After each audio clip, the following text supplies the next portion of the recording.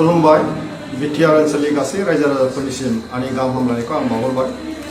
आथिखालाव जों बयबो मिथिगौ बिटिआर सरकारनि नाजानायाव जे inter 6 schedule premium football league सोलिगासिनो दङ आरो बियो मोनफ्रोमबो जिल्लायावनो बिटिआरनि मोनफ्रोमबो जिल्लायावनो सोलिगासिनो दङ आरो बे फुटबल जि मोनसे गेलेनाय बेयो मोजां सोलिगासिनो दङ।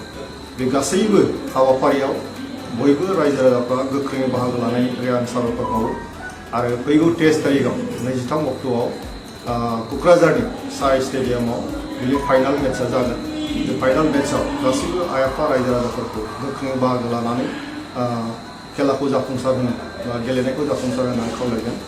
बे ISPL नि गेजेरजों बे फुटबल बादायलायनायनि गेजेरजों जोंनि 6 शिड्यूलनि गासैबो जे काउन्सिलफोर दं बे काउन्सिलफोरनि गेजेराव मोनसे सोमोन्दो दिनै मोजाङै थासारि फैबाय आरो नर्थ इस्टार्न रिजनाव जे गासै जे 9टा जे काउन्सिलफोर दङ बे काउन्सिलफोरनि गेजेराव सोमोन्दोआ मजबुत जानानै बिनि सामलायनाय बिनि रांखान्थि जौगानाय बे ओनसोलनि रायजो राजाफोरनि जे मोनसे हारिमुवारि जे जौगानाय सोलोंथाइ बिथिङाव गासैबो बिथिङावनो सावरायलायनायनि गेजेरजों जयै खामानि मावलायनो मोनसे खाबु फैयो आरो बे फुटबल बादायलायनायनि गेजेरजों मोजां मोनसे प्लेटफर्म जों मोननो हादों जे जयैनो बाथ्राफोरखौ सावरायलायनानै इयुनाव जौगानायनि खामानिखौ मावो। बेनिखायनो गासैबो बिटिआर ओनसोलनि आइ आफा रायजो राजाफोरखौ आं खावलायगोन जे बेवहाय गोनो गोथो जेबो जानो नाङा। बायदिसिना थासारि एफा खोनानाय मोनदों, सोरबा बेखौ मोजां मोनदों सोरबा बेखौ गाज्रि मोनदों, नाथाय अभारअल जोङो बे बिटिआर ओनसोलनि डेभेलपमेन्टनि थाखाय जों बयबो जयैनो खामानिखौ मावनांगोन, मोजां थासारिनि गेजेरजों जोङो दावगाहोनांगोन।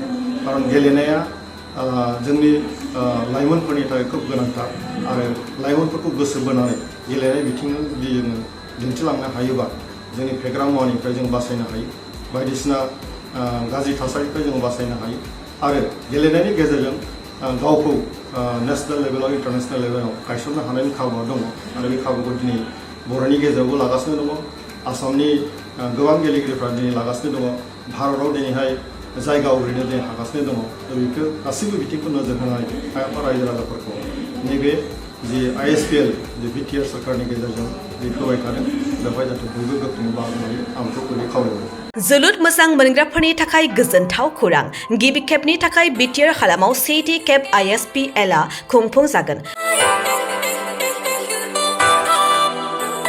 बिटिआर ओनसोलाव लाइमोनफोरखौ जोलुरनि फारसे गोसो बोहोनाय जोलुरखौ जौगाहोनायनि थांखिजों बिटिआर सरकारा बे बादायलायनायखौ खुंफुंनो थिरांथा लादों।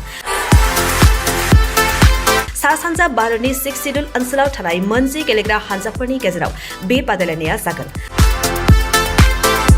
बादायलायनाया फैगौ 9 अक्ट'बरनिफ्राय जागायनानै 23 अक्ट'बरसिम सोलिगोन। अदालगुरिनि डिमाकुसि स्टेडियामनिफ्राय बादायलायनायखौ जागायजेनगोन। बेबायदिनो बे जोलुर बादायलायनाया बिटिआरनि मोनब्रै जिल्लायाव खुंफुंजागोन आरो जोबथा बादायलायनाया क'क्राझार जिल्लानि सिङाव थानाय थिथागुरिनि साइसाक सेन्टाराव खुंफुंजागोन। बादायलायनायाव देरहासार जानाया ट्रफिजों लोगोसे 3 लाख रां, सेथि रानार्स आपआ ट्रफिजों लोगोसे 2 लाख रां आरो थामथि रानार्स आपआ ट्रफिजों लोगोसे 1 लाख रां मोनफुंनो हागोन।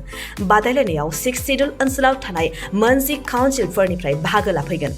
फारि बायदियै Tripura tribal areas autonomous council, Khasi hills district autonomous council, Jaintia hill district autonomous council, Garo hills district autonomous council, Lai autonomous council, Mara autonomous district council, Chakma district autonomous council, Karbi Anglong autonomous council, Dimasa Hasao autonomous council, Bodoland territorial reason.